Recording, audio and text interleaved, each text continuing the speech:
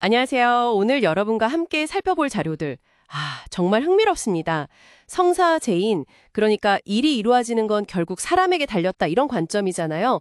특히 그 대순사상이라는 틀 안에서 보면 인간의 역할이나 위상이랄까 이런 게 어떻게 변화하는지에 초점을 맞추고 있더라고요. 과거에는 뭐랄까 인간이 신적인 존재, 신명을 섬겼다면 이제는 오히려 신명이 인간하고 협력하는 시대로 간다. 이런 관점이에요. 이 자료들을 통해서 인간 존재의 이유, 또 그 핵심이라는 마음의 힘에 대해서 좀 깊이 있게 이야기 나눠보면 좋겠습니다. 네, 맞습니다. 이 자료들의 핵심 중 하나가 바로 신봉어인 사상인데요. 이게 쉽게 말하면 그 권한 같은 것이 하늘, 그러니까 천존에서 땅, 지존으로, 그리고 마침내는 사람, 인존에게로 옮겨진다, 이런 이야기입니다.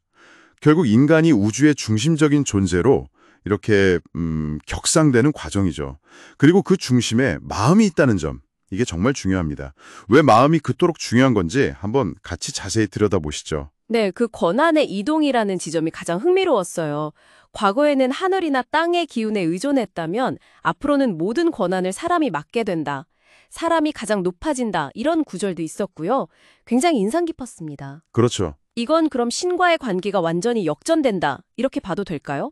단순히 신을 부정한다기보다는 신이 인간을 인정하고 서로 협력하는 관계로 나아간다. 이런 느낌이었거든요. 네, 정확히 보셨습니다.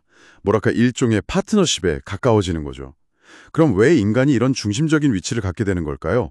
자료에서는 그 답을 바로 마음에서 찾고 있습니다. 마음은 일신의 주다. 즉, 우리 몸과 생각, 모든 언행의 근원이자 그 표현이라고 설명을 해요. 모든 것의 주인이다. 네. 근데 이 마음에 두 가지 측면이 있다고 하죠. 하나는 천성 그대로의 본심, 우리가 보통 양심이라고 부르는 것이고요. 다른 하나는 이제 물욕에 따라 움직이는 사심.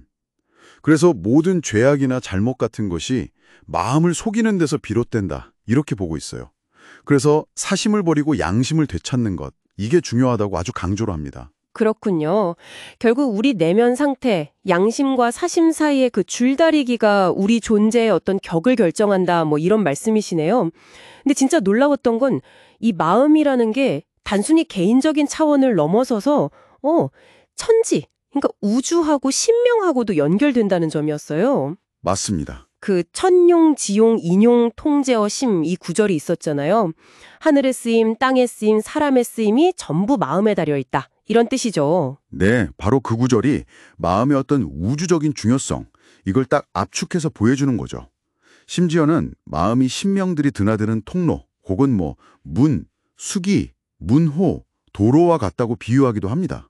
그래서 선한 신은 본받고 또 악한 신이나 기운은 마음을 통해서 고쳐나갈 수 있다. 이렇게까지 이야기를 해요. 어떤 대목에서는 심지어 우리의 마음이 천지보다 크다. 이런 표현까지 등장하거든요. 와, 마음이 천지보다 크다. 네, 이건 마음이 가진 어떤 무한한 가능성이나 영향력을 상징적으로 보여주는 표현이라고 할 수 있겠죠. 정말 대단한데요. 그러면 이 중요한 마음의 가치랄까 혹은 성능이라고 해야 할까요? 이건 어떻게 결정되는 건가요? 그냥 마음이 중요하다고 해서 다 되는 건 아닐 것 같은데요. 네. 아주 좋은 질문입니다. 자료들을 보면 마음의 진짜 가치는 의리와 보은, 여기서 나온다고 말합니다. 그러니까 올바른 도리, 그리고 은혜에 보답하려는 마음이죠. 특히 조상, 즉 설령신에 대한 효와 은혜 갚음을 굉장히 중요하게 여깁니다. 조상에 대한 효와 보은요? 네. 그래서 배은 망덕 만사신이라는 구절도 나와요. 좀 섬뜩하죠?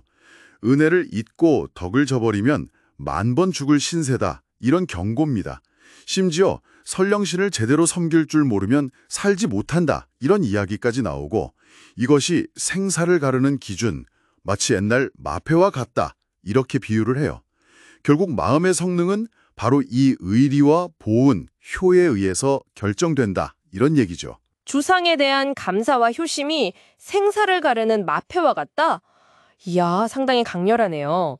이게 뭐랄까, 문자 그대로의 생사라기보다는 어떤 영적인 운명, 이런 걸 좌우한다는 의미로 받아들이면 될까요? 네, 그렇게 보는 것이 아마 더 타당할 겁니다.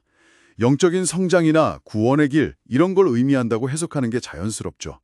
결국 마음의 진정한 힘이라는 것은 관계 속에서의 의리, 감사, 특히 자신의 근원에 대한 그 효심에서 발현된다. 이런 메시지인 것 같아요. 그렇군요. 알겠습니다. 이렇게 의리랑 보온으로 마음을 잘 닦아서 인간이 도달할 수 있는 어떤 궁극적인 성장, 그 경지를 도통이라고 표현하던데요. 이건 뭐 천지나 신명과 자유롭게 소통하는 그런 경지일까요? 네, 뭐 그런 의미로 볼 수 있겠죠. 그런데 이것도 보니까 단순히 개인의 노력만으로 되는 게 아니라 상제의 뜻, 그러니까 임상제지임에 맡겨야 한다. 이렇게 설명하더라고요. 그럼 인간의 노력과 더불어서 어떤 천지나 조상의 은혜에 보답하는 마음, 이런 우주적인 조화가 같이 가야 되는 것 같습니다. 네, 맞습니다. 도통이란 것이 인간 노력의 정점이면서도 동시에 천지신명의 은혜에 보답하고 또 상제의 뜻에 순응하는 그 마음의 결과다. 이렇게 보는 거죠. 오늘 쭉 살펴본 것처럼 이 자료들은 결국 성사제인의 시대를 맞아서 인간에게 주어진 이 엄청난 잠재력과 또 그만큼의 책임을 이야기하고 있는 것 같습니다. 그리고 그 모든 것의 중심에는 바로 마음이 있고 이 마음을 양심과 효 그리고 보온으로 잘 채워나가는 것이 관건이다라는 아주 깊은 메시지를 던져주고 있죠. 인간이 더 이상 단순한 피조물이 아니라 천지와 신명과 소통하면서 세상을 함께 완성해 나가는 주체다. 뭐 이런 관점인 겁니다. 네. 인간이 세상을 완성해 나가는 주체라는 관점. 아, 정말 많은 생각을 하게 만듭니다. 여기서 여러분께 마지막으로 질문 하나 드려보고 싶네요. 만약 우리의 마음이 정말 이 자료들에서 말하는 것처럼 천지, 그러니까 우주를 움직이고 신명과 통하는 그런 열쇠라면요. 우리가 일상 속에서 아주 작은 순간이라도 내 마음의 상태를 좀 의식하고 돌보는 그런 행위가 우리가 경험하는 현실을 실제로 어떻게 바꿀 수 있을까요? 한 번쯤 곱씹어 볼 만한 그런 질문인 것 같습니다.